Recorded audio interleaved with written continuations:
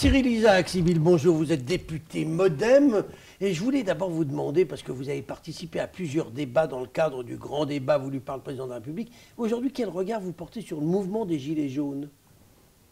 Vous parlez de quoi? Des Gilets jaunes, là, ce dont vous me disiez au mois de janvier, tout début janvier, vous me disiez que c'était devenu des professionnels de la provocation. Est-ce que vous pensez toujours la même chose? Oui, je pense que j'avais raison.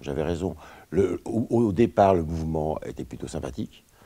Et puis, effectivement, mal organisé, il a malheureusement dévié et il s'est tourné vers les extrêmes avec tous les actes qu'on connaît de violence et d'antisémitisme. Alors, parlons du grand débat, parce que ça, c'est un autre aspect. Ça a découlé de ce mouvement des Gilets jaunes. Il a été voulu par le président de la République. Je crois que vous avez participé à plusieurs épisodes. Est-ce que vous ne craignez pas que le débat débouche au final sur une grande frustration? Parce qu'il y a plein de choses qui se sont dites et on ne sait pas bien ce qui va en sortir. Non, d'abord, je trouve sur la forme, c'est assez intéressant. Dans le sens où moi, j'ai assisté à plus d'une dizaine de débats. Alors moi, j'avais une règle, c'est que je n'intervenais pas. J'étais là pour écouter et prendre des notes. Et je trouve ce qui est assez intéressant, c'est qu'on est arrivé dans un nouveau cycle où les gens maintenant ont besoin de débattre. Et rassembler 50, 100 personnes dans une salle qui échangent et surtout qui s'écoutent. Je trouve qu'effectivement, une des premières priorités de la démocratie, c'est d'écouter l'autre, c'est de tolérer et de respecter la parole de l'autre. Et je pense que c'est un exercice qui est assez intéressant. Donc sur la forme, c'est assez intéressant. Sur le fond, tous les soirs, j'étais surpris, dans le sens où les Français ont un bon sens et en même temps ont un sens critique.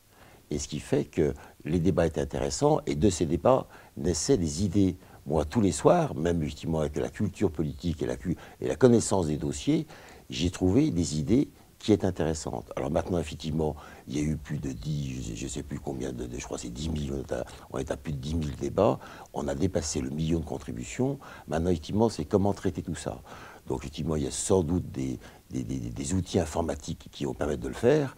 Et je suis persuadé que de ce grand débat, le président Macron trouvera des idées. Un truc tout bête. Lors de la campagne électorale d'Emmanuel Macron, il y avait eu un peu ce même style d'exercice. Et il y a des grandes idées qui sont sorties de ces débats. J'en ai pour preuve, donc vous savez que je m'intéresse à la santé.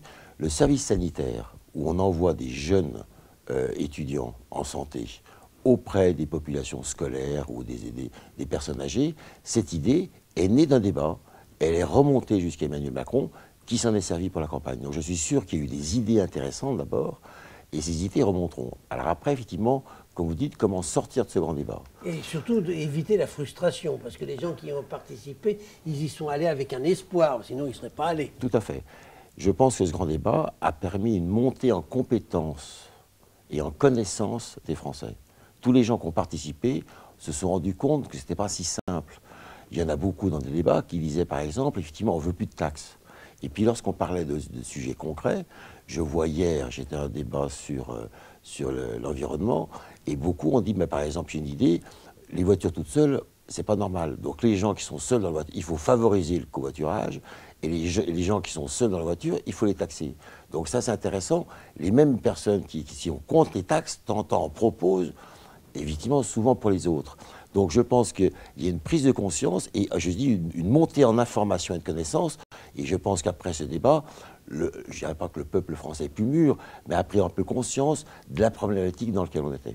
Alors, Cyril Isaac, Sybille, on est à 3 mois des élections européennes. On n'a parlé que du grand débat et on ne parle pas de l'enjeu européen qui est, pour votre famille politique, le MoDem, fondamental. Parce que vous êtes construit aussi sur une idée de l'Europe et sur la construction européenne. Est-ce que ce n'est pas un peu dangereux ce qui s'est passé? Parce que finalement, on va arriver à cette élection, à ce scrutin, sans que les gens soient prêts, sans que les gens se soient motivés, sans que les gens aient été informés des enjeux. Alors, ce qui est intéressant aussi, lors de ces grands débats, c'est que souvent, à la fin des débats, lorsqu'on cherchait une solution, nos concitoyens étaient d'accord pour dire que la réponse était européenne. C'est pour ça que je dis une espèce de maturation des idées. Lorsqu'on parle d'environnement, lorsqu'on parle de fiscalité, on sait que la réponse au niveau environnemental, elle est au niveau européen. Au niveau de l'énergie, il nous faut une politique d'énergie européenne. Au niveau de la fiscalité, on a très bien vu, on n'a qu'à voir ce qui s'est passé au niveau des GAFA. La réponse, au niveau de la fiscalité, elle est souvent européenne. Et donc même, je pense que ce grand débat prépare les esprits par rapport au grand enjeu, comme vous dites, qui est l'Europe. Emmanuel Macron a lancé sa campagne pour une renaissance européenne. Moi, ça fait longtemps, je pense, qu'on est dans une période de renaissance, dans le sens où tout bouge, et il faut trouver de nouveaux moyens. Donc et en même temps, les campagnes européennes, comme vous le savez, sont assez courtes. Je pense qu'effectivement, maintenant... Vous êtes optimiste plutôt pour les européennes? Moi, je suis optimiste. C'est pas forcément pour mon camp, mais je pense que les Français, les Européens prennent conscience de l'enjeu. Et je pense que pour ça, effectivement, on va pouvoir avoir un débat assez intéressant sur l'Europe entre les gens effectivement, qui veulent la faire avancer et puis ceux qui reviennent, qui veulent se replier sur les nations qui, même si sont importants parce qu'il y a un problème d'identité, par contre, au niveau mondial, on peut de poids. Mais dites-moi, Cyril Isaac, le MoDem va faire liste commune avec La République En Marche. Tout à fait. Et avec d'autres. Et avec Juppé. Et avec l'État. Ce qui est assez intéressant, vous le reconnaîtrez, c'est que tous les Européens se rassemblent. Et c'est plutôt beau. D'un côté, vous aurez les Européens. Et puis de l'autre côté, vous aurez le Front National, ou je ne sais plus comment il s'appelle maintenant, c'est plus le Front National, c'est le Rassemblement National, qui est pour revenir en arrière. Et donc, grosso modo, c'est un débat qui sera assez intéressant. Eh bien, on va suivre ce débat avec intérêt. On attend qu'il démarre. Pour l'instant, ce n'est pas encore fait. Mais à la fin du mois. À la fin du mois. Eh bien, on attend ce moment. Cyril Isaac Sibylle, je vous remercie. Merci bien.